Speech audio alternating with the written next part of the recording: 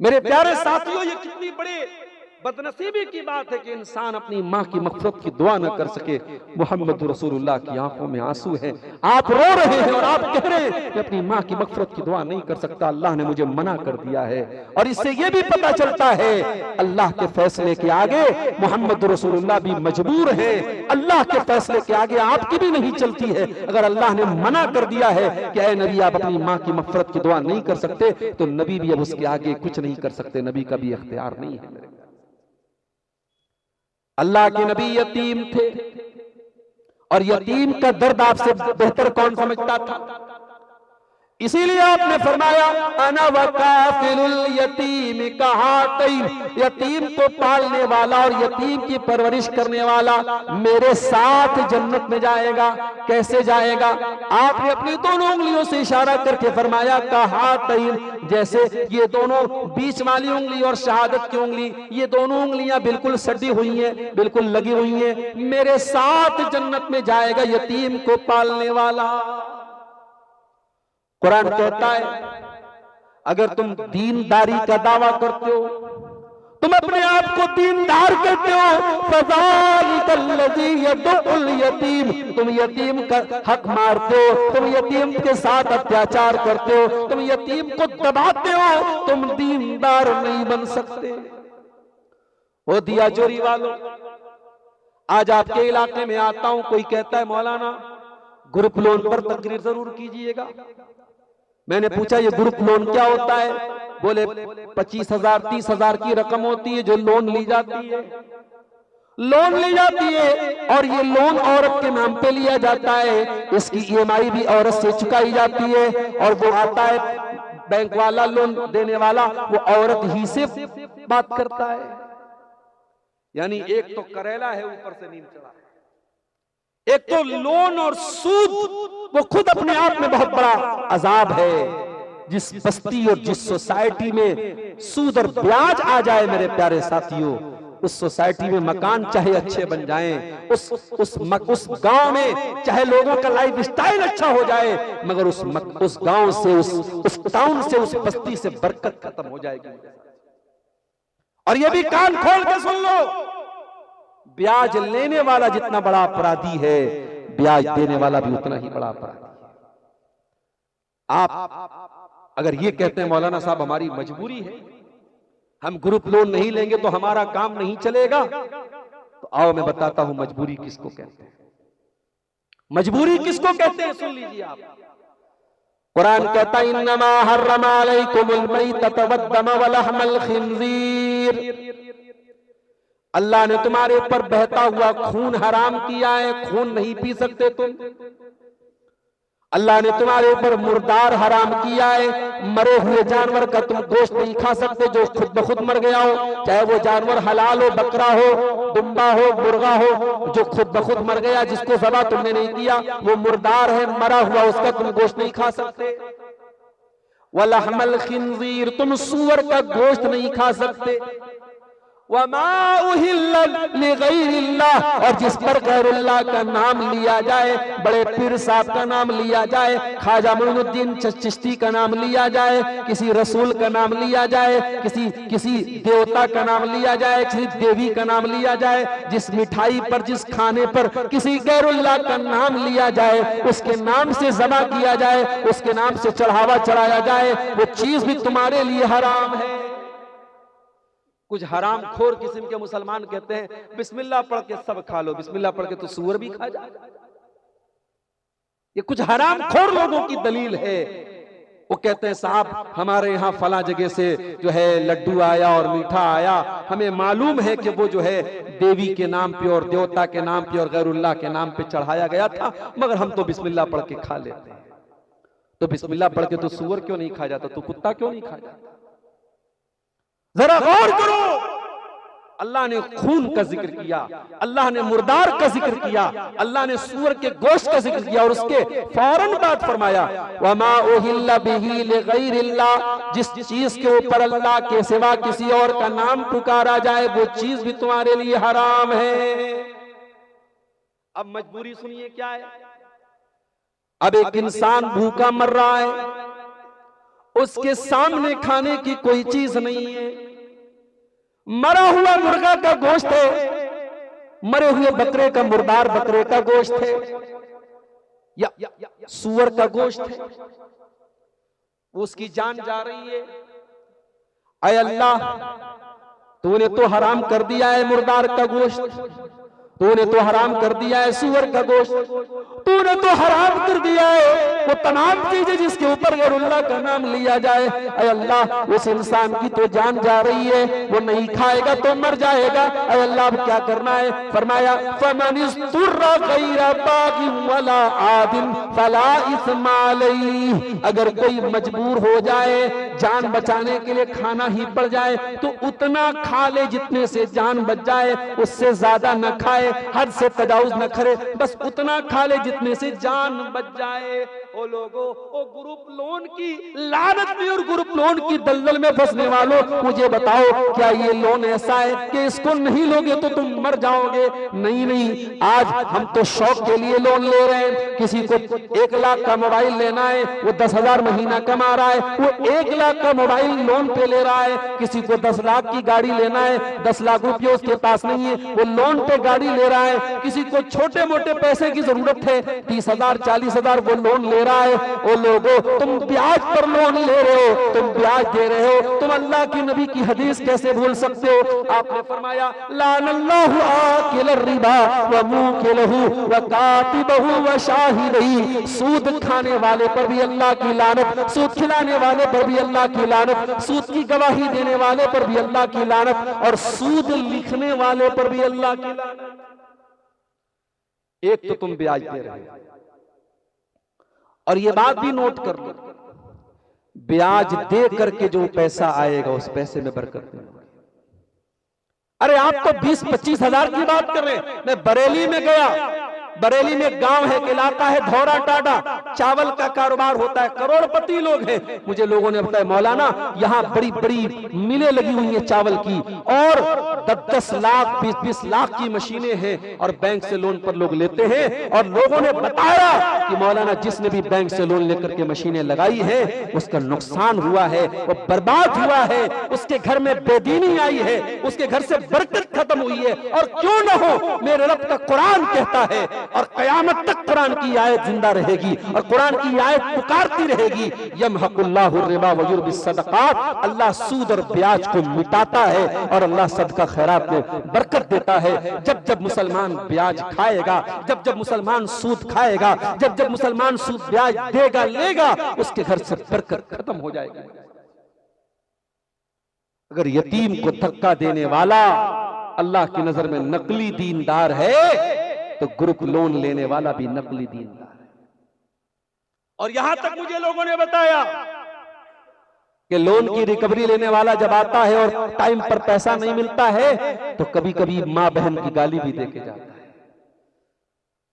मुसलमानों, तुम्हारी गैरत कहां चली गई? अपने घर की औरतों को पहली बात तुमने गैर महरम के सामने लाके खड़ा कर दिया, उससे 4 बातें भी सुनवा रहे हो। इससे बेहतर तो तुम चुल्लू पर पानी लेके डूब मरते मेरे भाई। मुसलमानों, तुम गैरतमंद बनो, गैरत वाले बनो। तुम्हारी पहचान गैरत से होती है, और जो बेगैरत हो जाए वो कयामत के दिन भी अल्लाह की रहमत नहीं पाएगा। अल्लाह के नबी फरमाते कि 3 ऐसे बदनसीब लोग होंगे जिनकी तरफ कयामत के दिन अल्लाह ताला ना तो देखेगा, न बात करेगा, न पाक और साफ करेगा। नंबर 1 अल-आक अल-मरअतुल मुतरज्जिला, मर्दों की नकल करने वाली, मर्दों के जैसा टाइट कपड़ा, मर्दों के जैसी चाल ढाल अपनाने वाली, और वल आक को लेवाली दही, अपने माँ बाप को सताने वाला। और नंबर 3 अद्दयूस, बेगैरत मर्द, जिसकी औरत बेपर्दा घूमे, जिसकी औरत गैर महरम के सामने घूमे, जिसकी औरत फेसबुक पर फोटो लगाए, जिसकी बेटी और बहन इंस्टाग्राम पर अपने वीडियो डाले और उसको कोई फर्क न पड़े। बेगैरत किसको कहते हैं मैं बताऊं आपको? आपको इंटरनेट पर बहुत सारे बेगैरत लोग मिल जाएंगे जो इंस्टाग्राम और फेसबुक पर अपनी बीवी के नंगे होने की कमाई खाए। मुझे कभी कभी हैरत होती है कि औरत गंदे गंदे वीडियो बना रही है, गंदे वल्गर जोक बना रही है, आधे अधूरे कपड़े बना रही है, और उस वीडियो में उसका शौहर भी मौजूद है। शौहर बेचारा बत्तीसी दिखा रहा है, ही हंस रहा है। उसकी बीवी पूरी दुनिया के सामने अपने जिस्म की नुमाइश करे और शौहर बेचारा बत्तीसी दिखाए, इसका मतलब कि चंद पैसों के लिए वो शौहर बेगैरत हो चुका है, उसने अपनी बीवी की गैरत का सौदा कर लिया। बेगैरत मत बनो मेरे प्यारे साथियों, गैरत वाले बनो। हम गैरत वाले हैं, हमारी कौम गैरत वाली है, हम गैरत वाले नबी से हमारा ताल्लुक है। अल्लाह के नबी के एक सहाबी थे, उनका नाम साद इब्न उबादा था। उन्होंने एक मर्तबा कहा कि अगर मैं अपनी बीवी को किसी गैर मर्द के साथ देख लूंगा तो मैं उस आदमी को छोड़ूंगा नहीं, लो ज़रब तो भी सही, मैं उसको तलवार से खत्म कर दूंगा उस आदमी को। सहाबे किराम ने कहा कि यार साद इब्न उबादा इतनी खतरनाक बात बोल गए कि अगर गैर मर्द के साथ बीवी को देख लेंगे, हो सकता है गैर मर्द किसी काम से आया हो, वो तो कह रहे मैं कुछ सुनूंगा ही नहीं, मैं तो तलवार से खत्म ही कर दूंगा उस आदमी को। सहाबे किराम को बड़ा ताज्जुब हुआ साद की गैरत पर। बुखारी और मुस्लिम की रिवायत है, सहाबे किराम ने अल्लाह के नबी के सामने कहा, अल्लाह के नबी साद तो बड़े गैरत वाले। आपने फरमाया अताजबून मिन गैरति साद, ओ लोगो तुम्हें हैरत हो रही है साद की गैरत पर, कान खोल करके सुन लो, मैं साद इब्न उबादा से ज्यादा गैरत वाला हूं और अल्लाह ताला मुझसे भी ज्यादा गैरत वाला है, और अल्लाह गैरत वाला है इसीलिए अल्लाह ताला ने तमाम गंदे कामों को हराम कर दिया है। अल्लाह की धरती पर ज़िना किया जाए, अल्लाह की धरती पर पाप किया जाए, अल्लाह को पसंद नहीं, अल्लाह को गवारा। आज तो साहब दुनिया वहां पहुंच गई है कि लड़का लड़का शादी कर रहा है और अदालत कहती है कि आपको कोई एतराज नहीं है अगर लड़का लड़का साथ में रहना चाहता है और मियां बीवी की तरह साथ में रहना चाहता है, आपको एतराज का क्या हक हासिल है, वो आजाद है। मीडिया में खबर आती है 2 लड़कियों ने आपस में शादी कर ली, एक लड़की दूसरी लड़की के साथ शादी कर रही है और मीडिया कहती है साहब उनको आजादी है। इस्लाम कहता है कि नहीं, ये आजादी नहीं है, ये गंदगी है, ये गंदगी है। मर्द का मर्द के साथ ताल्लुक बनाना, औरत का औरत के साथ ताल्लुक बनाना, ये अल्लाह के अज़ाब को दावत देना है मेरे प्यारे साथ। अल्लाह माफ करे, अहमदाबाद में जब एयर इंडिया की फ्लाइट क्रैश हुई थी, उस एयर इंडिया की फ्लाइट में जो मुसाफिरीन बैठे थे, बाद में मीडिया की रिपोर्टों में मैंने देखा कि उन मुसाफिरों में एक मुसाफिर ऐसा भी था जो अपने गे पार्टनर के साथ सफर कर रहा था। जो लड़का लड़के के साथ संबंध बनाता है उसको इंग्लिश में गे बोलते हैं, तो वो लड़का अपने गे पार्टनर के साथ सफर कर रहा था। अल्लाह ज्यादा बेहतर जानता, हम एक अंदाजा कर सकते हैं, एक अंदाजे से एक बात कह सकते हो सकता है अल्लाह तबारक व तआला को ये हरकत और ये गुनाह इतना नापसंद आया हो कि उसी का अजाब उसने तमाम फ्लाइट के मुसाफिरों पर उतारा। जब कौमे लूत पर अल्लाह का अजाब आया था तो क्या कौमे लूत के बच्चे नहीं थे, कौमे लूत की औरतें नहीं थी, लेकिन अल्लाह का अजाब आया तो पूरी कौम पर आया। आसमान से पत्थरों की बारिश हो गई, पूरी कौमे लूत को अल्लाह ताला ने उलट दिया, पूरी कौमे लूत को उलट दिया और आसमान से पत्थरों की बारिश हुई, क्योंकि लूत अलैहिस्सलाम की कौम ये दुनिया की पहली कौम थी जहां मर्द मर्द से संबंध बनाता था, जहां मर्द मर्द के साथ बदकारी करता था। ये गंदगी, ये गलत काम, ये बेहुदा काम, ये वल्गर काम दुनिया में इसी कौम ने शुरू किया था। और ये जुमला मेरा नोट कर लो, बुराई बहुत बड़ा पाप है, गुनाह बहुत बड़ा पाप है, लेकिन गुनाह की शुरुआत करना ये और बड़ा पाप है। दुनिया में सबसे पहली हत्या काबिल ने हाबिल की थी।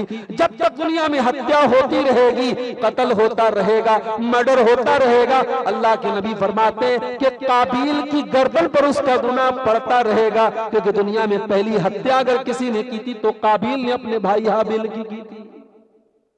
बुराई का आगाज करना, बुराई की शुरुआत करना मेरे प्यारे भाइयों, ये बहुत बड़ा पाप है और इसीलिए लूत अलैहिस्सलाम की कौम पर यह अजाब आया था मेरे प्यारे। नकली दीनदार मत बनो मेरे भाइयों, असली दीनदार। अराइतल्लज़ी युकज़्ज़िबु बिद्दीन, ऐ नबी, क्या आपने उस इंसान को नहीं देखा जो दीन को झुठलाता है? फज़ालिकल्लज़ी यदउल यतीम, जो यतीम को धक्के देता है। वला यहुज़्ज़ु अला तामिल मिस्कीन, जो गरीबों को खाना खिलाने से भी पीछे भागता है। जिसके दस्तरखान पे तरह तरह के खाने होते हैं, जो पेट भर के खाना खाता है, लेकिन अगर उसके दरवाजे पर कोई मेहमान आ जाए, उसके पड़ोस में कोई गरीब आदमी हो और वो खाना मांग ले, तो इसका खाना ही खत्म हो जाता है। मेहमान को खाना खिलाना, भूखों को खाना खिलाना, गरीबों को खाना खिलाना, ये इस्लाम का कल्चर है मेरे प्यारे साथी। और जब किसी भूखे को खाना खिलाओ तो फेसबुक पर फोटो डालने के लिए खाना। हम लोग कहीं प्रोग्राम में जाते हैं, मौलाना साहब खाना खा रहे हैं, गोश्त खा रहे हैं, बोटी खा रहे हैं, चावल खा रहे हैं, वहां पर भी सेल्फी लेने वाले पहुंच जाते हैं। अरे भाई, वहां तो माफ कर दे, मौलवी बेचारा जब खाना खाए ने बैठा है, वहां पे भी तू फोटो ले रहा है। अब बाद में तू बोलेगा मौलवी खाता बहुत है। और बोलो भाई, बच्चे को मौलवी बनाओ तो कहेगा बेटे को मौलवी बनाएंगे तो खाएगा कहां से? और मौलवी को बुला के बोलता है कि ये बहुत खाता है। तो भाई एक बात तय कर लो, तुम एक तरफ कहते हो कि मौलवी खाता बहुत है और बेटे को मौलवी बनाने बोलो तो कहते खाएगा कहां से? मेरे प्यारे साथियों, आज हम और आप गौर करें कि मेहमान को खाना खिलाने में भी हमारी जान निकलती है, लेकिन इस्लाम का कल्चर है कि खाना खिलाया जाए, मेहमानों को, गरीबों को, यतीमों को खाना खिलाया जाए। और इसलिए नहीं कि उनके साथ सेल्फी लेना हो, इसलिए नहीं कि उनके साथ फोटो लेना हो, अल्लाह की रजा के लिए, अल्लाह को राजी करने के लिए खाना खिलाना चाहिए। कल जुमा का दिन है, जुमा के दिन आप फजर की नमाज पढ़ने मस्जिद में जाते हैं तो इमाम साहब दूसरी रकात में सूरह दहर पढ़ाएंगे। सूरह दहर में ये आयत आप सुनेंगे। अगर आप मस्जिद में जाएंगे और फजर पढ़ेंगे तो इमाम साहब सूरह दहर पढ़ेंगे और उसमें ये आयत भी आप सुनेंगे, वयुतिमून अत्ताम अला हुब्बिही मिस्कीनन व यतीमन व असीरा। मेरे नेक बंदे यतीमों को खाना खिलाते हैं, कैदियों को खाना खिलाते हैं, गरीबों को खाना खिलाते हैं। और जब खाना खिलाते हैं तो क्या कहते हैं? इन्नमा नुतइमुकुम लिवजहिल्लाह, ऐ गरीबों, ऐ यतीमों, ऐ मिस्कीनों, हम तुम्हें अल्लाह की रजा के लिए खाना खिला रहे हैं। ला नुरीदु मिनकुम जज़ाअन वला शुकूरा, हमें तुमसे कोई बदला नहीं चाहिए, हमें तुमसे कोई शुक्रिया नहीं चाहिए। इन्ना नखाफु मिन रब्बिना यौमन अबूसन कमतरीरा, हमें तो कयामत के दिन का डर है, हमें तो अल्लाह ताला के अजाब का डर है। तो जो नकली दीनदार है वो तो एक टाइम का खाना भी किसी को खिलाने के लिए तैयार है। ओ मेरी प्यारी माँ बहनों, आज आपको भी अपना जायजा लेने की जरूरत है। आज मेहमान घर में आ जाए और शौहर आके कह दे, एक मेहमान आ रहा है, तो बीवी की पेशानी बरबल पड़ जाते हैं। मेहमान आ गया, रोटी ज्यादा बनाना पड़ेगा, गोश्त ज्यादा बनाना पड़ेगा, मेहनत ज्यादा करनी पड़ेगी। और मेरी प्यारी माँ बहनों, अगर कभी तुम्हारे घर पे मेहमान आ जाए तो तुम इसको खुश नसीबी समझ लेना। तुम मेहमान के लिए 2-4 रोटियां ज्यादा बना लेना, तुम मेहमान के लिए थोड़ी मेहनत ज्यादा कर लेना, इस पर भी इंशाअल्लाह तुमको सवाब मिलेगा। और मेरी प्यारी माँ बहनों, नबी के दौर में एक सहाबी अल्लाह के नबी के पास आते हैं, अरे अल्लाह के नबी, कई दिनों का भूखा हूं, कुछ खाने को तो खाना खिला दीजिए। नबी ने अपने घर में पूछा, अपनी बीवियों से पूछा कि अगर कुछ खाने का हो तो भिजवा दो। नबी की 9 बीवियां थी, 9 दस्तरखान थे, 9 किचन थे, 9 बीवियां खाना बनाया करती थी। लेकिन 9 की 9 बीवियों की तरफ से जवाब आया, अरे अल्लाह के नबी, आज हमारे घर में खाने को कुछ भी नहीं है। अरे अल्लाह के नबी, आज हमारे घर में खाने को कुछ नहीं है। ओ दिया जोरी वालों, आज आपके घर में माशाअल्लाह, जब आप अपने घर का रेफ्रिजरेटर खोलते हैं, जब अपने घर का फ्रिज खोलते हैं, उसमें तरह तरह के फल फ्रूट भी मौजूद हैं, उसमें दूध और मक्खन भी मौजूद है, उसमें तरह तरह की नेमतें मौजूद है। आपके किचन में हर वक्त खाने को कुछ ना कुछ मौजूद है। ओ लोगों, तुम कितने खुश नसीब हो, अल्लाह ने तुमको कितनी नेमतों से नवाजा है। ये मोहम्मद रसूलुल्लाह का घर है, ये अल्लाह के आखिरी नबी का घर है। और नबी की 9 बीवियों के घर में किसी बीवी के घर में खाने को कुछ भी नहीं है। 9 बीवियों ने जवाब दे दिया, अल्लाह के नबी, हमारे घर में खाने को कुछ नहीं है। नबी ने पूछा, ऐ मेरे सहाबा, ये मेरा मेहमान है, कोई है जो अपने घर में मेरे मेहमान को ले जाके खाना खिला दे। हजरत अबू तलहा खड़े हुए, ऐ अल्लाह के नबी, आपका मेहमान मेरा मेहमान है, मैं घर में लेके जा रहा हूँ, मैं खाना खिलवा रहा हूँ। हजरत अबू तलहा घर पहुंचे, बीवी से कहा, ऐ मेरी प्यारी बीवी, मैं नबी का मेहमान लेके आया हूँ, अल्लाह के नबी का मेहमान हमारा मेहमान बन के आया है, जल्दी से खाना निकाल दो। बीवी ने कहा, ऐ मेरे शौहर, क्या बताऊं, आज खाना बहुत थोड़ा सा है, हमारे खाने भर का भी खाना नहीं है, बच्चों के भर का खाना है, अब हम क्या खाएं, बच्चों को क्या खिलाएं, मेहमान को क्या खिलाएं। कहा कोई बात नहीं, नौवे बिस्रियान, मेरी प्यारी बीवी, बच्चों को बैला फुसला के सुला देना और मैं मेहमान को लेके आता हूँ, तुम प्लेट में खाना रख देना और मेरे सामने खाली प्लेट रख देना। जैसे ही खाने का टाइम आए तुम चिराग की बत्ती को बुझा देना, तुम लाइट को ऑफ कर देना, तुम रोशनी को बंद कर देना। मेहमान के सामने मैं ये ड्रामा करूंगा कि मैं खाना खा रहा हूँ, ताकि मेहमान को ये ना लगे कि वो तो खा रहा है और उसका मेजबान भूखा है। ऐ मेरी बीवी, मेहमान का पेट भर जाए, ये नबी का मेहमान है, मेहमान का पेट भर जाए, हमारा क्या है, हम आज भूखे रह लेंगे, कल फिर खा लेंगे। चुनांचे इन दोनों मियां बीवी ने ऐसा ही किया, बच्चों को बहला फुसला के सुलाया और खाली बर्तन रख करके अबू तलहा मुंह चलाते रहे, हाथ चलाते रहे और मेहमान ने पेट भर के खाना खा लिया। जब मेहमान ने खाना खा लिया और रात गुजर गई, सुबह हुई और अबू तलहा रज़ी अल्लाह तआला अल्लाह के नबी के पास आए। नबी अकरम ने फरमाया, ऐ अबू तलहा, तुम्हारे अमल से और तुम्हारी बीवी के अमल से अल्लाह ताला बहुत खुश हुआ है, अल्लाह ताला ने बहुत अल्लाह ताला खुश हुआ है और अल्लाह ने कुरान की आयत नाजिल कर दी है, वयुतिरून अला अनफुसिहिम वलौ कान बिहिम खसासा। मेरे नबी के अंसारी साहबा वो हैं, मेरे नबी के मदीना के अंसारी साहबा वो हैं जो अपना हक कुर्बान करके दूसरों को खाना खिला देते हैं, जो खुद भूखे रह के दूसरों को खाना खिला देते हैं। ये थे सहाबा, ये थे असली दीनदार। और जो हमारी तरह नकली दीनदार होते हैं उनकी क्या हालत होती है, वला फज़ालिकल्लज़ी यदउल यतीम वला यहुज़्ज़ु अला तामिल मिस्कीन। जो नकली दीनदार है वो गरीब को खाना तक नहीं खिलाता। फ़वैलुल लिल मुसल्लीन। फिर जरा गौर से सुनना दिया जोरी वालों, तुमने कभी कभी दीनदारी का मतलब ये भी समझ लिया है, चोरी करते रहो, बहन का हक मारते रहो, ब्याज का काम करते रहो, हराम धंधा करते रहो, लेकिन पांचों टाइम पाबंदी से नमाज पढ़ो, मस्जिद में पहली सफ में रहो।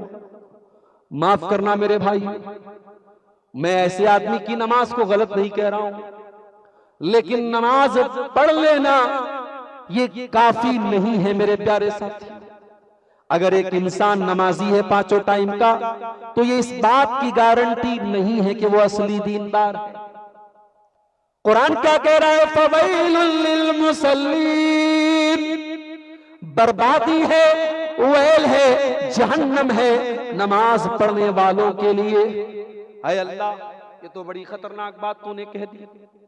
हम तो आज तक यही तकरीर सुनते थे, नमाज पढ़ो नमाज पढ़ो। हम तो नमाज में पहली सब में जा रहे हैं, हम तो जाड़े के मौसम में ठंडे ठंडे पानी से वजू करके पहली सब में शामिल हो रहे हैं। अय अल्लाह, तू तो नमाज पढ़ने वालों को भी जहन्नम में जाने की बात कह रहा है। अय अल्लाह, फिर दीनदार कौन है? फरमाया फवैलुल लिल मुसल्लीन अल्लज़ीना हुम अन सलातिहिम साहून। मेरे बंदो, तुमने नमाज का मतलब ही नहीं समझा। अगर नमाज पढ़ने के बाद में तुम्हारे अंदर ज़नाकारी और बदकारी के जरासीम पाए जा रहे, अगर नमाज पढ़ने के बावजूद भी तुम हराम धंधे कर रहे हो, अगर नमाज पढ़ने के बाद भी तुम्हारी आंखें गंदी चीजें देख रही हैं, अगर नमाज पढ़ने के बाद भी तुम अपनी बहन का हक मार रहे हो, अगर नमाज पढ़ने के बाद भी तुम अपनी बेटियों पर जुल्म कर रहे हो, तो ओ लोगों, तुमने नमाज का मतलब ही नहीं समझा। नमाज सिर्फ कसरत करने का नाम नहीं है, नमाज सिर्फ सर झुकाने का नाम नहीं है, नमाज सिर्फ एक्सरसाइज करने का नाम नहीं है, नमाज तो दिल के साथ अल्लाह से जुड़ने का नाम है। अल्लज़ीना हुम अन सलातिहिम साहून। ऐसे नमाजियों के लिए बर्बादी है जो नमाज से गाफिल हैं, जिन्होंने नमाज का मतलब ही नहीं समझा। नमाज सिर्फ कसरत करने का नाम नहीं है, नमाज सिर्फ एक्सरसाइज करने का नाम नहीं है, नमाज तो दिल के साथ अल्लाह से जुड़ने का नाम है। अल्लज़ीना हुम अन सलातिहिम साहून। ऐसे नमाजियों के लिए बर्बादी है जो नमाज से गाफिल हैं, जिन्होंने नमाज का मतलब ही नहीं समझा। किसी शायर ने बड़ी सच्ची बात कही है, मैं जो सर पे सजदा हुआ कभी तो जमीन से आने लगी सदा, मैं जो सर पे सजदा हुआ कभी तो जमीन से आने लगी सदा, तेरा दिल तो है सनम आशना तुझे क्या मिलेगा नमाज में। ऐ मुसलमान, जब तूने अपने दिल में दुनिया के बुतों को सजा के रखा है, कभी माल का बुत है, कभी औरत का बुत है, कभी दुनिया की मोहब्बत का बुत है, तो अपने दिल में इन बुतों को सजा के सजदा कर रहा है। अरे पहले बुतों को तोड़ के आ, पहले अपने दिल से माल की नाजायज मोहब्बत को निकाल के आ, अपने दिल से दुनिया की मोहब्बत को निकाल के आ। जैसे साहबा ने माल की मोहब्बत को निकाला था, जैसे साहबा ने दुनिया की मोहब्बत को निकाला था। क्या साहबा को माल से मोहब्बत नहीं थी? माल से मोहब्बत तो नेचुरल है, साहबा को भी थी माल से मोहब्बत, मगर साहबे किराम ने जब मौका आया अपने दिल से माल की मोहब्बत को निकाल दिया।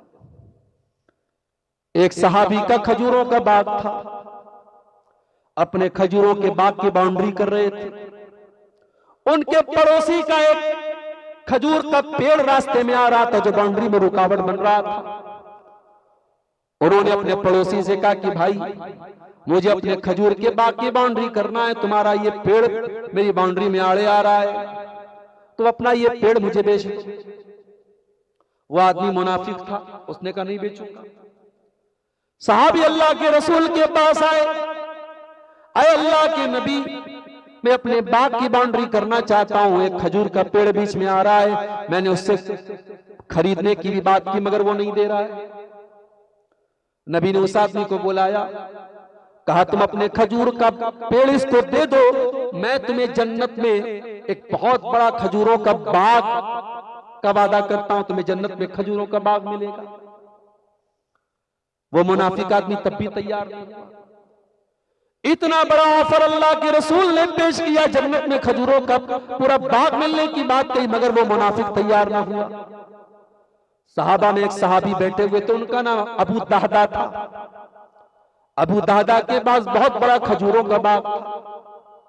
अबू दहदा ने उस मुनाफिक से कहा, मेरे भाई तू एक काम कर, ये जो पेड़ है, इस पेड़ के बदले अल्लाह के रसूल ने जन्नत में खजूर का बाग देने का वादा किया है और तू ये देने को तैयार नहीं। एक काम तू कर, तो ये पेड़ मुझको बेच दे, मैं बहुत बड़ा खजूरों का बाग तुझको फ्री में दे देता हूं। तू इस एक पेड़ के बदले मुझसे पूरा खजूरों का बाग ले ले, मैं इस पेड़ के बदले जन्नत में बाग चाहता हूं।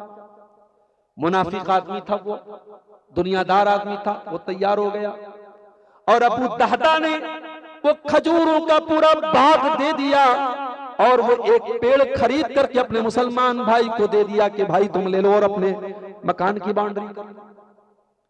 उसके बाद अबू दहदा अपनी बीवी के पास आते हैं, बीवी उसी खजूरों के बाग के अंदर काम कर रही थी।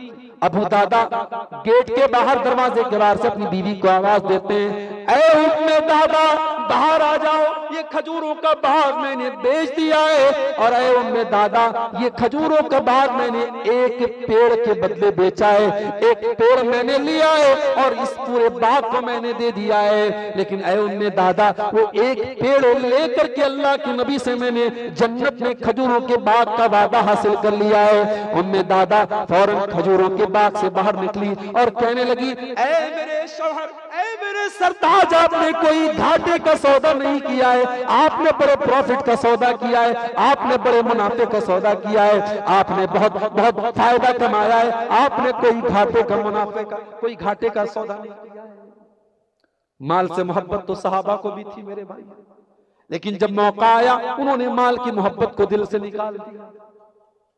जंगे तबूक का मौका याद करो मेरे साथी, वो ग्रुप लोन के नाम पे चंद पैसों के लिए इस्लाम और शरीयत का जनाजा निकाल देने वाले मेरे भाइयों, जरा सहाबा के हालात पे गौर करो। सुहैब रूमी रज़ी अल्लाह ताला अन्हु, ये सहाबी रसूल हैं, ये बचपन में मक्का में आए थे, बड़े गरीब थे। मक्का में इन्होंने धीरे धीरे तिजारत किया, बिजनेस किया, पैसा कमाया, और जब ये इस्लाम ले आए लोग इनको बहुत सताने लगे, बहुत परेशान करने लगे। जब अल्लाह के नबी मदीना जाने लगे, जब अल्लाह के नबी मदीना जा चुके थे, हजरत सुहैब रूमी रजी अल्लाह ताला भी मदीना जाना चाहते थे। एक दिन अपनी जिंदगी का, अपने जिंदगी भर की कमाई को, अपने सारे माल को इकट्ठा किया और सब ले दे करके मदीना जाने लगे।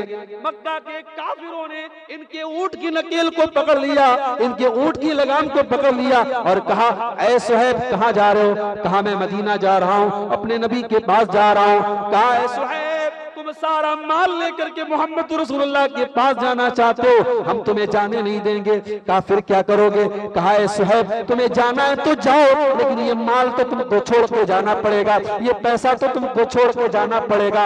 ऐ सुहैब तुम जब बचपन में मक्का में आए थे तो तुम्हारे पास फूटी कौड़ी नहीं थी, हमारे बीच में रह के तुमने बिजनेस किया, कारोबार किया, पैसा कमाया और आज सब लेके मदीना जाना चाहते हो। ऐ सुहैब हम एक ही शर्त पर तुमको जाने देंगे, सारा माल तुमको छोड़ के जाना पड़ेगा। ओ लोगों, माल कब पूरी जिंदगी की कमाई थी, पूरी जिंदगी का माल था। सुहैब रूमी ने 10 मिनट का टाइम भी नहीं मांगा, 5 मिनट का टाइम भी नहीं मांगा, 5 सेकंड भी नहीं लगाए और कहा कि ठीक है ऐ मक्का के काफिरों, अगर तुम्हारी इसी में खुशी है तो ठीक है, मैं सारा माल तुम्हारे हवाले कर रहा हूं। और वहीं से सुहैब रूमी सारा माल उनको दे करके खाली हाथ मदीना पहुंचते हैं। मदीना पहुंचे, सुबह सवेरे फजर का टाइम था, नबी अकरम सल्लल्लाहु अलैहि वसल्लम फजर की नमाज पढ़ा रहे थे। सुहैब रूमी पीछे सब में जा करके शामिल हो जाते हैं। नबी अकरम जब सलाम फेरते हैं, अपने सहाबी को देखते हैं, सुहैब रूमी को देखते हैं, अल्लाह के नबी खड़े हो जाते हैं और सुहैब रूमी की तरफ बढ़ करके उनको गले लगाते हैं और गले लगा करके पहला जुमला जो अल्लाह के रसूल की जबान से निकलता है, अल्लाह के नबी फरमाते हैं, रबिहतल बैया, रबिहतल बैया। ऐ सुहैब मुझे अल्लाह की तरफ से सब बता दिया गया है। ऐ सुहैब तूने सारी जिंदगी की कमाई इस्लाम के लिए कुर्बान कर दी, तूने अल्लाह की राह में कुर्बान कर दी। ऐ सुहैब तूने कोई घाटा नहीं कमाया, तूने फायदा कमाया है, तूने फायदे का सौदा किया है। रबिहतल बई, ऐ सुहैब तेरी इस तजारत पर तुझे मुनाफा मिलने वाला है। ओ लोगों, ओ दुनिया के कैलकुलेशन पर भरोसा करने वालों, ओ दुनिया के नाप तौल पे भरोसा करने वालों, ओ दुनिया के जोड़ घटाव पे भरोसा करने वालों, मेरे रब का कैलकुलेशन तो अलग है, मेरे रब का कैलकुलेटर तो अलग है, मेरे रब का हिसाब किताब तो अलग है। सहाबे किराम ने सब गंवा करके भी कुछ नहीं गंवाया, सब कुर्बान करके भी उन्होंने अल्लाह की रजा को पा लिया। ये थे सहाबे किराम, ये असली दीनदार थे। और माफ कीजिएगा, हम और आप दीनदारी के दावे हैं मगर हमारी दीनदारी नकली है। मेरे प्यारे फवैलुल लिल मुसल्लीन, बर्बादी ऐसी नमाज पढ़ने वालों के लिए, अल्लज़ीना हुम अन सलातिहिम साहून, जो नमाज पढ़ते तो है मगर उनका दिल कहीं और होता है, दिमाग कहीं और होता है, जो नमाज से गाफिल होते हैं। अल्लज़ीना हुम युराऊन, जो रियाकारी करते हैं, जो दिखावा करते हैं। अरे आज तो दिखावा इतना बढ़ गया, उम्रा करने जाते हैं लोग, वहां पे भी इबादत कम हो रही है, सेल्फी ज्यादा ली जा रही है। कोई तवाफ के दौरान सेल्फी ले रहा है, कोई सफा मरवा के दरमियान सेल्फी ले रहा है। बॉलीवुड की हीरोइनें भी उम्रा करने जाती हैं, वो मदीना के अंदर मस्जिद नबी की छतरियों के नीचे अपनी खूबसूरत खूबसूरत फोटो खिंचवा रही हैं। और आजकल एक नया चोचला चला है, मदीने में शादी है। मेरी बीवी एक दिन मुझसे कहने लगी कि बड़े खुश नसीब हैं वो लोग जो मदीने जाके शादी करते हैं। मैंने कहा मोहतरमा, ये आपको किसी ने मसला नहीं बताया, इस्लाम में ऐसी कोई फजीलत की बात नहीं है कि दिया जोरी को छोड़ के कोई मदीना में जाके शादी करे। इस्लाम में मदीना एक बहुत मुकद्दस शहर है, मगर आप अपनी बस्ती को छोड़ के वहां जाके निकाह करें, इसकी कोई फजीलत नहीं। और वहां निकाह के नाम पर भी बेहुदापन हो रहा है, बेहुदापन हो रहा है। दुल्हन बेचारी दुल्हन के गेटअप में लहंगा पहन करके और बेपर्दा होकर के मस्जिद नबी के सामने, और एक तरफ लड़का बैठा है, दुल्हा बैठा है, एक तरफ दुल्हन बैठी है, और मौलवी साहब बेचारे वो कह रहे हैं कि आपका निकाह फलां के साथ किया जाता है। लड़का भी कबूल है बोल रहा है, लड़की भी कबूल। हालांकि हम सब ये भी जानते हैं कि लड़की से कबूल करवाना ये इसकी कोई जरूरत नहीं है, लड़की से इजाजत ले लेना काफी है। लेकिन हमारे यहाँ बाकायदा लड़के से भी कबूल है कबूल है कबूल है करवाया जा रहा है, लड़की से भी कबूल है करवाया जा रहा है, और वो बाकायदा बगैर पर्दे के कैमरे के सामने, और मदीना के अंदर और मस्जिद नबी के सामने। ये आजकल नया चोंचला चला है। और यही नहीं, मक्के के अंदर आ जाइए, तवाफ कर रहे हैं मियाँ बीवी। अब वो जो बीवी बेचारी है वो खाने काबा के गिलाफ पर अपना हाथ रखती है और शौहर भी हाथ रखता है और उसको सेल्फी लेकर के उसको जो है स्टेटस पे लगाते हैं कि हम ये इतना बड़ा हमने झंडा गाड़ दिया, हम खाने काबा के गिलाफ तक पहुंच गए और शौहर और बीवी दोनों का हाथ खाने काबा के गिलाफ पे। अरे अल्लाह के बंदो, ये चोंचलेबाजी और कुछ नहीं है। याद रखो, अगर आप तवाफ कर रहे हैं और आप खाने काबा तक पहुंच सकते हैं तो ठीक है, पहुंच जाइए और वहां खाने काबा से चिमट करके आप दुआ कीजिए, दुआ की फजीलत है। मगर वहां सेल्फी लेकर के हाथ खींच करके फोटो लेना, इसका कोई मतलब नहीं है और इससे कोई फजीलत साबित नहीं होती है। तो रियाकारी तो आज मेरे प्यारे साथियों, माफ करना, हमारी इबादतों में भी दाखिल हो गई है। आज हमारा बस चले तो हर नमाज के टाइम हम सेल्फी लें और मतलब आजकल तो अजीब हाल है भाई। मैं कभी कभी रमजान में देखता हूं लोग सलाम फेरने के बाद जल्दी से मोबाइल निकाल लेते हैं। ऐसा लगता है कि जैसे ही नमाज पढ़ लिया अब मैसेज आ गया कि हाँ भाई आपकी नमाज कबूल हो गई, नमाज की कबूलियत का मैसेज आ गया, इतना जल्दी लोग मोबाइल निकाल लेते। अरे भाई, दुनिया के सारे झमेलों को छोड़कर मस्जिद के गेट में आओ। जब मस्जिद में दाखिल हो तो मोबाइल और व्हाट्सएप और फेसबुक ये सब बाहर छोड़ के आओ। यहां आए हो तो अल्लाह से अपना ताल्लुक जोड़ दो। कुरान क्या कह रहा है? ये नकली दीनदारी है। फवैलुल लिल मुसल्लीन अल्लज़ीना हुम अन सलातिहिम साहून। ये नकली दीनदारों की अलामत है जो नमाज पढ़ते हैं लेकिन फिर भी गाफिल रहते हैं। अल्लज़ीना हुम युराऊन, जो दिखावे के लिए नमाज पढ़ते हैं, जो रियाकारी करते हैं। व यमनऊनल माऊन, और छोटी छोटी चीजों को भी देने से कतराते हैं। कोई पड़ोसी नमक मांगने चला आए, कोई पड़ोसी माचिस मांगने चला आए तो इतने कमजोर दिल के होते हैं कि नमक और माचिस तक देने के लिए तैयार नहीं होते हैं। वयमनऊनल माऊन, छोटी छोटी घरेलू चीजें भी ये किसी को देने के लिए तैयार नहीं होते हैं। ये नकली दीनदार होते हैं। और असली दीनदार कैसे होते हैं मेरे प्यारे साथियों? नबी के दौर में नबी के सहाबा को देखो, नबी के अहले बैत को देखो, नबी के घर वालों को देखो कि वो दीनदार कैसे थे मेरे साथियों। हजरत हुसैन रज़ी अल्लाह ताला अन्हु, जो अल्लाह के नबी के नवासे थे, उनके एक बेटे थे जिनका नाम अली बिन हुसैन था। नवासे के बेटे थे ये, हमारे यहाँ इसको पर नवासा बोलते हैं। नवासे का बेटा, अल्लाह के रसूल के नवासे कौन थे? हजरत हुसैन, जो करबला में शहीद हुए। उनके एक बेटे थे जो करबला में बच गए थे, उनका नाम अली बिन हुसैन था। उनको ज़ैनुल आबिदीन भी कहा जाता है। हजरत अली बिन हुसैन का जब इंतकाल हुआ तो उनके पीठ पर जब लोग गुस्ल देने लगे तो पीठ पर मोटे मोटे निशान थे। ऐसा लग रहा था कि ये जिंदगी में बड़े मोटे मोटे बोरे उठाते थे और बड़े बड़े थैले उठाते थे अपनी पीठ पर। तो लोगों को बड़ी हैरत हुई कि अली बिन हुसैन तो ऐसा कोई मेहनत का काम नहीं करते थे, इनकी पीठ पर ये बोरे के निशान कैसे? जब ये खबर धीरे धीरे पूरे मदीना में फैलने लगी, मदीना के कुछ गरीब लोगों तक ये खबर पहुंची। उन्होंने आकर के कहा, हमें मालूम हो गया है कि ये अली बिन हुसैन की पीठ पर ये निशान कैसे हैं। कहा कैसे मालूम हो गया? कहा हर महीने की पहली तारीख को हमारे घर में कोई अल्लाह का बंदा रात में आता था और अपनी पीठ पर अनाज की बोरी लाद के लेके आता था, महीने भर का राशन लेके आता था, हमारे घर में रख के चला जाता था। हम सुबह दरवाजा खोलते थे, महीने भर का राशन हमारे घर पे मौजूद रहता था।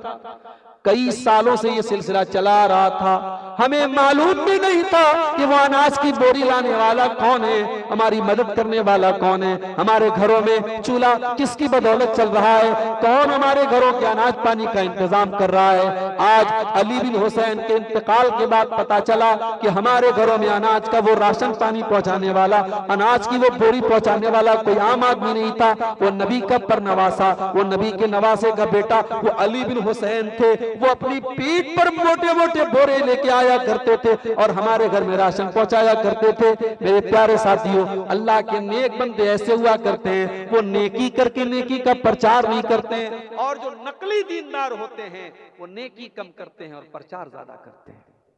आजकल मस्जिदें, आपका ये जलसा भी मस्जिद की तामीर के लिए हुआ है। मुझे नहीं मालूम कितना चंदा हुआ और कितना लोगों ने चंदा दिया, मगर एक बात कहना चाहता हूं मेरे साथ, आज हम मस्जिदों में चंदे भी देते हैं तो देखा देखी देते हैं। अच्छा फला सेठ साहब ने 1 लाख दिया, चलो मैं 5 लाख देता हूं। हम दूसरों का इंतजार करते रहते हैं।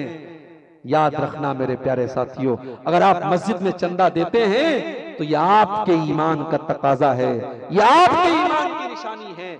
और मस्जिद बनाना सबके बस की बात नहीं है। कुरान क्या कहता है? इन्नमा यामुरु मसाजिद अल्लाह, अल्लाह की मस्जिदों को वही लोग बना सकते हैं मन आमना बिल्लाहि वल यौमिल आखिर, जो ईमान रखते हैं अल्लाह के ऊपर, जो कयामत के दिन के ऊपर ईमान रखते हैं। वलम यख्शा इल्लल्लाह, और जो अल्लाह ताला से डरते हैं। इसका मतलब ये हुआ कि मस्जिद बनाना ये सबके बस की बात नहीं है, लेकिन मस्जिद वो लोग बनाएंगे जो इखलास के साथ बनाएं, जिनके दिल में अल्लाह की रजा हो। वरना कयामत की एक निशानी अल्लाह के नबी ने यह भी बयान फरमाई है कि आखिरी जमाने में मस्जिदें बड़ी शानदार शानदार बनेंगी, लेकिन मस्जिद में कोई 2 रकात नमाज पढ़ने के लिए तैयार नहीं। और मसला याद रखो, आज लोग मस्जिद में जाते हैं पेशाब करने के लिए।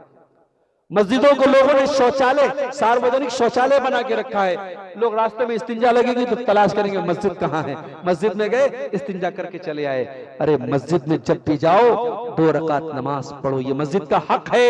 अल्लाह के नबी ने इसको कयामत की निशानी करार दिया था कि कयामत के पहले वो दौर आएगा कि लोग मस्जिद में जाएंगे और 2 रकात नमाज तक नहीं पढ़ेंगे। आज मस्जिदों में लोग बैठ करके दुनियावी बातें करते, राजनीति की बातें करते, नहीं करना चाहिए। हजरत उमर फारूक रजी अल्लाह ताला ने 2 लोगों को देखा, वो मस्जिद में बैठ करके ऊंची आवाज में बात कर रहे थे। हजरत उमर ने उनको बुलवाया, इधर आओ, कहां से आए हो? उन लोगों ने कहा हम ताइफ से आए हैं। हजरत उमर ने कहा अगर तुम मदीने के होते तो बड़ी पिटाई करता। तरफानी अस्वातकुमा फी मस्जिद रसूलिल्लाह सल्लल्लाहु अलैहि वसल्लम, तुम अल्लाह के रसूल की मस्जिद में अपनी आवाज क्यों बुलंद कर रहे हो? और रसूल की मस्जिद या दुनिया की किसी भी मस्जिद में आवाज बुलंद करना और चीखो पुकार करना और दुनियावी बातें करना, ये मस्जिद के आदाब के खिलाफ है मेरे प्यारे साथियों।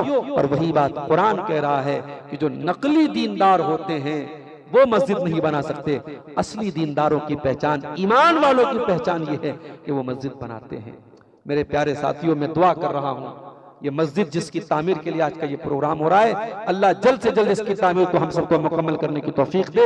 लेकिन हाँ, वो शेर भी याद रखिएगा, मस्जिद तो बना ली शब भर में ईमा की हरारत वालों ने, मन अपना पुराना पापी था बरसों में नमाजी बन न सका। आज मस्जिदें तो बन जाती हैं, लेकिन मस्जिदों को आबाद करना बड़ा मुश्किल होता है। रात रात भर तकरीर सुनने वाली ये कौम फजर की नमाज में गायब रहती है।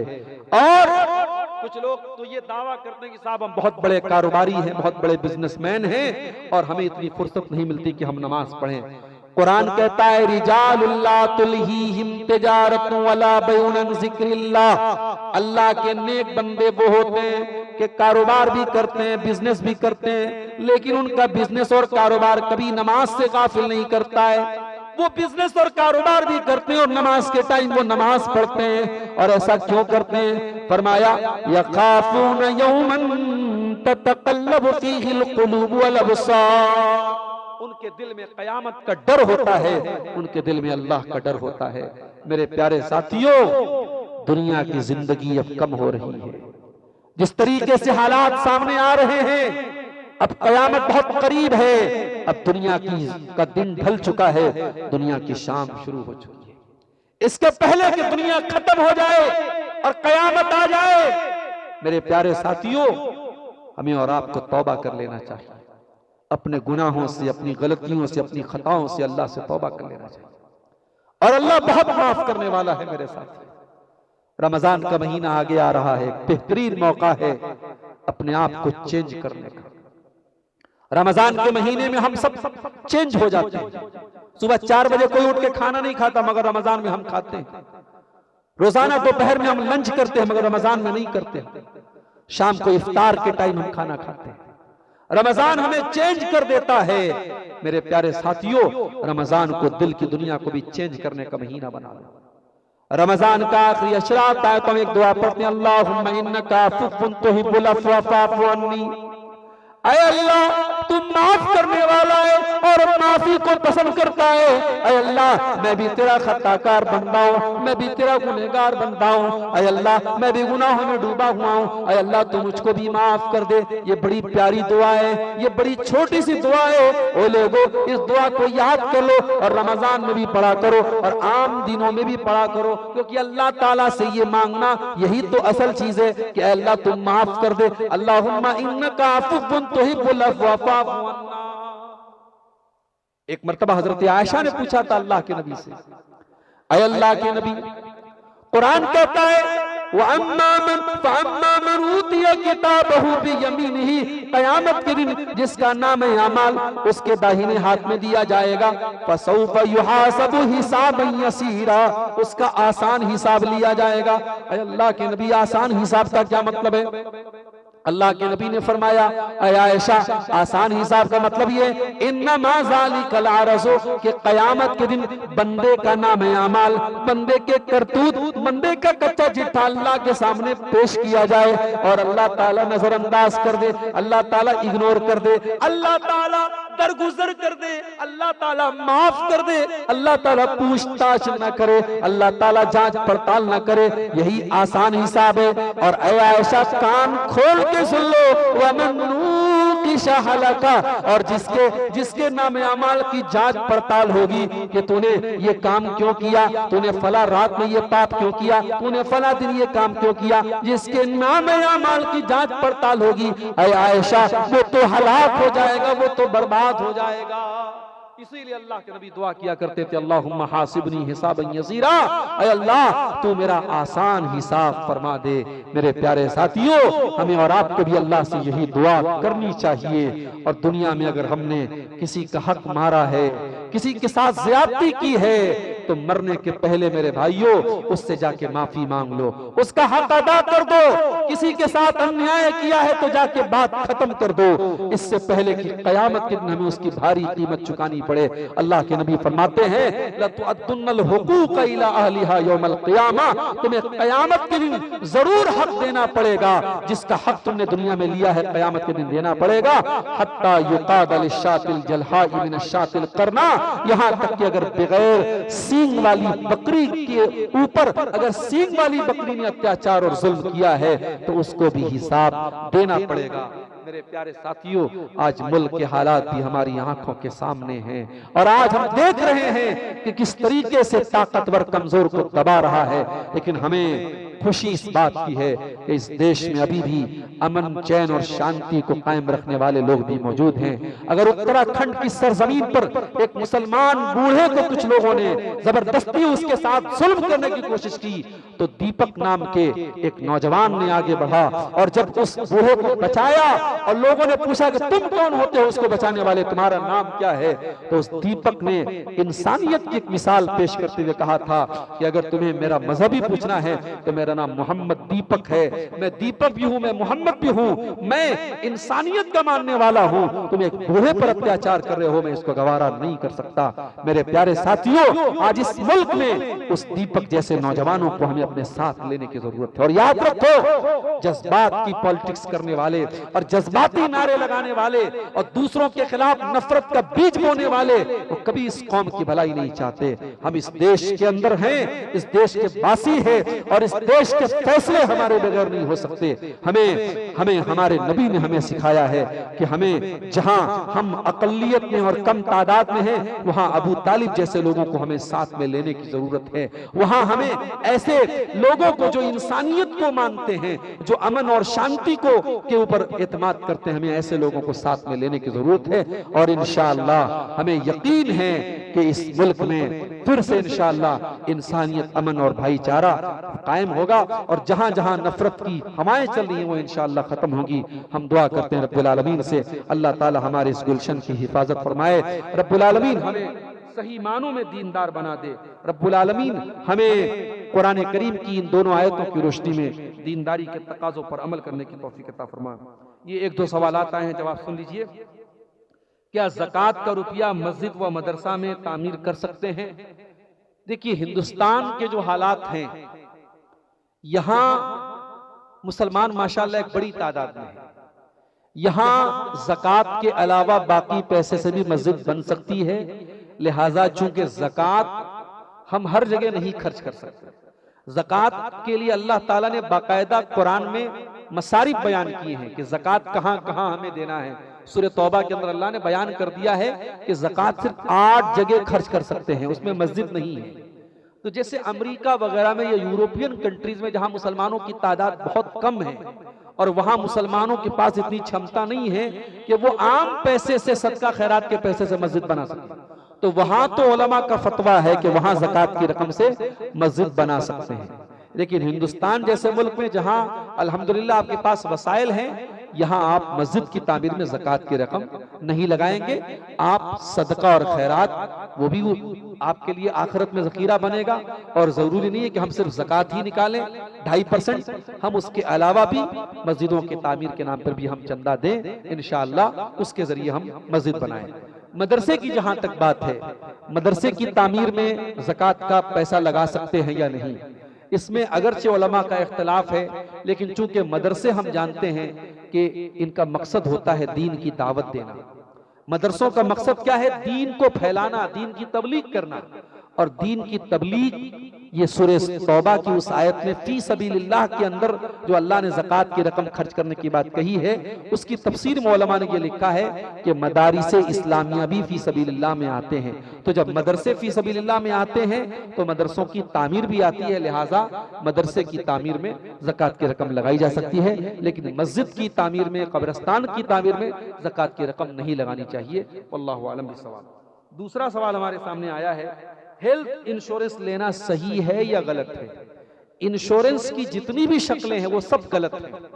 इंश्योरेंस की जो शक्लें हैं उसमें सूद भी पाया जाता है, उसमें जुआ भी पाया जाता है।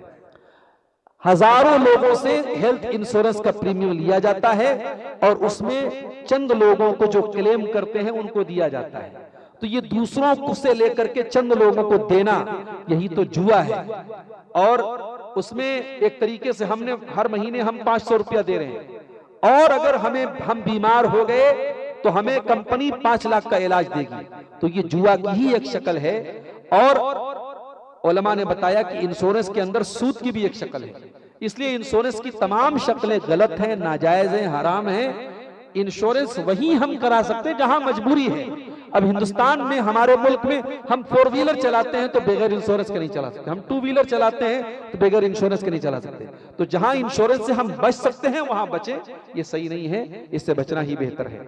हाँ, कभी कभी ऐसी कंडीशन में जहां दंगे फसाद बहुत ज्यादा होते हों और मुसलमानों की दुकान के लूटने का और जलने का और बर्बाद होने का खतरा हो, ऐसी कंडीशन में अपनी दुकान वगैरह का इंश्योरेंस कराना अपनी सेफ्टी के लिए उलमा ने उसकी इजाजत दी है। लेकिन हेल्थ इंश्योरेंस में इस चीज की कोई मजबूरी नहीं है। हाँ, जहां हुकूमत ने सहूलतें दी हैं, जैसे हमारे भारत सरकार की जो एक स्कीम है, जो वो क्या बोलते हैं उसको, जो कार्ड बनता है